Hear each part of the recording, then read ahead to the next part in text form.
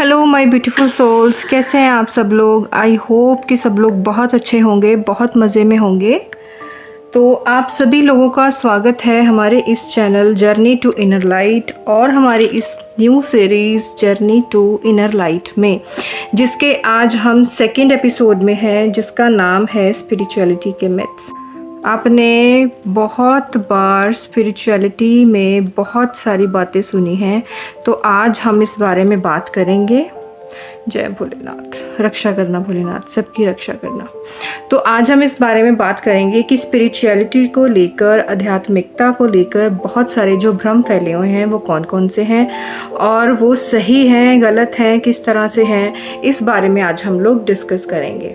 तो अगर आप लोग इस चैनल पर नए हैं तो चैनल को सब्सक्राइब कर दें और वीडियो को पूरा एंड तक देखें अगर आप इस सफ़र में आगे बढ़ना चाहते हैं। तो जिन भी लोगों ने एपिसोड 1 नहीं देखा है व्हाट इज़ स्पिरिचुअलिटी, तो आप वो देखें सबसे पहले, फिर ही आपको आगे की बातें समझ में आएंगी।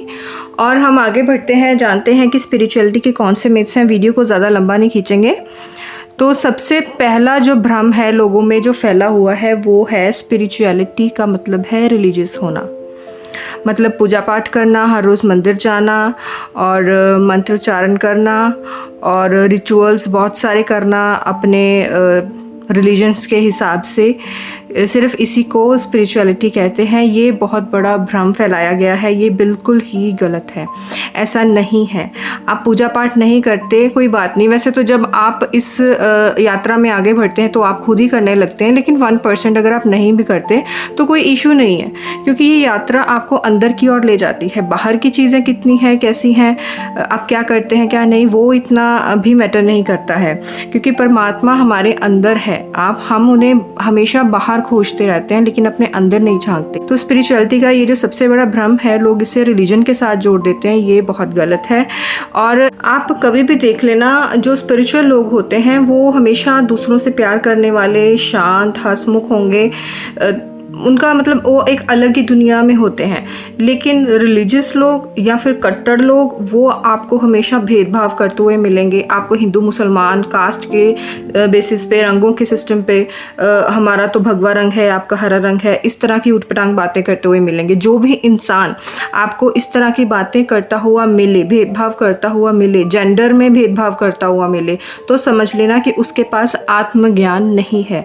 हो सकता है उसने बहुत सारी किताबें पढ़ी हों, शास्त्र पढ़े हों, या बहुत कुछ किया हो अपनी लाइफ में, या बहुत कुछ अचीव भी किया हो, लेकिन उसके पास आत्मज्ञान नहीं होगा। तो यही सबसे बड़ा मेन एक अंतर है एक रिलीजियस कट्टर आदमी में और एक स्पिरिचुअल व्यक्ति में। स्पिरिचुअल व्यक्ति के पास आत्मज्ञान होता है और कट्टर व्यक्ति के पास आत्मज्ञान नहीं होता। दूसरा सबसे बड़ा भ्रम जो फैलाया गया है, जो लोगों को लगता है या फिर लोगों ने अपने मन में मान लिया है कि आध्यात्मिक व्यक्ति दुनिया छोड़ देता है, उसे लोगों से बातचीत नहीं करना होता, उसे अकेला रहना होता है, तो इसलिए उसे हिमालय पर्वत पर जाकर रहना होता है, पहाड़ों में जाकर तपस्या करनी होती है। ये बहुत ज़्यादा गलत बात है। खुद की यात्रा है, हम से हम तक, मतलब हमारी ही यात्रा है जो हमें अंदर की ओर ले जाती है, खुद को जानने की यात्रा। तो खुद को जानने के लिए आपको इतनी दूर जाने की क्या ज़रूरत है? हम तो हमारे साथ ही हैं। तो ये चीज़ें तो आप अपने घर पर भी कर सकते हैं। अब अगर आपको, हाँ बिल्कुल, तो आपको कुछ टाइम के लिए अलग रहना होता है, थोड़ा अकेला समय बिताना होता है। इसका मतलब ये नहीं कि आप बिल्कुल ही कट ऑफ हो जाएं। आप अपने लिए पूरे दिन में 5 मिनट निकालिए, 10 मिनट निकालिए, 1 घंटा निकालिए, काफ़ी है ये आपकी यात्रा को आगे बढ़ाने के लिए। तो ये कभी मत सोचना कि आपको इसके लिए दीन दुनिया या और अपनी सारी इंजॉयमेंट की चीज़ें छोड़नी पड़ेंगी, ऐसा बिल्कुल भी नहीं है। जिन चीज़ों से आपको खुशी मिलती है वो चीज़ें ज़रूर करें, ये बहुत ज़्यादा ज़रूरी है। और ये सेल्फ लव में भी आता है। आपने हर चीज़ को लेकर अपना मन ही मार दिया, आप खुश ही नहीं है, तो आप क्या यात्रा तय कर पाएंगे? तो आप खुद से प्यार ही नहीं कर पाएंगे, तो फिर इस स्पिरिचुअल जर्नी के कोई मायने नहीं है। तो ये जो भ्रम फैले हुए हैं, इन्हीं वजह से लोग हमेशा आध्यात्मिक यात्रा पर जाने से बचते हैं। उन्हें लगता है कि हम लाइफ में एंजॉय नहीं कर पाएंगे, या फिर पता नहीं हमारे साथ और क्या क्या अजीब हो जाएगा, हम नहीं करेंगे। तो लोग हमेशा गलत रास्ता चूज़ करते हैं। लेकिन बहुत सिंपल चीज़ है कि आपको कहीं जाने की ज़रूरत नहीं है। ये यात्रा आपको खुद को जानने के लिए है, आप इसे अपने घर पर भी कर सकते हैं। तीसरा जो मिथ है स्पिरिचुअलिटी के बारे में, वो है कि लोगों को लगता है सिर्फ ध्यान करना, मेडिटेशन करना ही स्पिरिचुअलिटी है, आध्यात्मिक होना है। लेकिन नहीं, मेडिटेशन स्पिरिचुअलिटी का सिर्फ एक छोटा सा हिस्सा है। अपने विचारों को सही दिशा देना, मन को शांत करना, परमात्मा को जानना भी स्पिरिचुअलिटी है। ज़िंदगी में सही फैसले लेना, बुराई के खिलाफ खड़े होना, भेदभाव नहीं करना, प्यार करना सबसे, ये भी स्पिरिचुअलिटी है। तो सिर्फ मेडिटेशन को आप ये मत मानिए कि अगर मैं स्पिरिचुअल बनना चाहूँ या मैं इस रास्ते पर चलना चाहूँ तो मुझे रोज़ मेडिटेशन करना ही पड़ेगा। करना होता है मेडिटेशन, लेकिन ये सिर्फ मेडिटेशन तक लिमिटेड नहीं है। इसमें आपको फुल्ली अवेयर भी रहना होता है। आपकी बाकी की दिनचर्या कैसी है, ये भी छोटी छोटी चीज़ें मैटर करती हैं। तो स्पिरिचुअलिटी को सिर्फ मेडिटेशन तक लिमिटेड मत रखो। चौथा जो मिथ है स्पिरिचुअल लोगों को लेकर, वो ये है कि लोगों का ये मानना है कि स्पिरिचुअल लोगों को गुस्सा नहीं आता। लेकिन ये गलत है, ऐसा बिल्कुल भी नहीं है। स्पिरिचुअल लोगों को भी गुस्सा आता है, लेकिन इसमें फ़र्क क्या है एक आम इंसान में और एक आत्मज्ञान वाले इंसान में।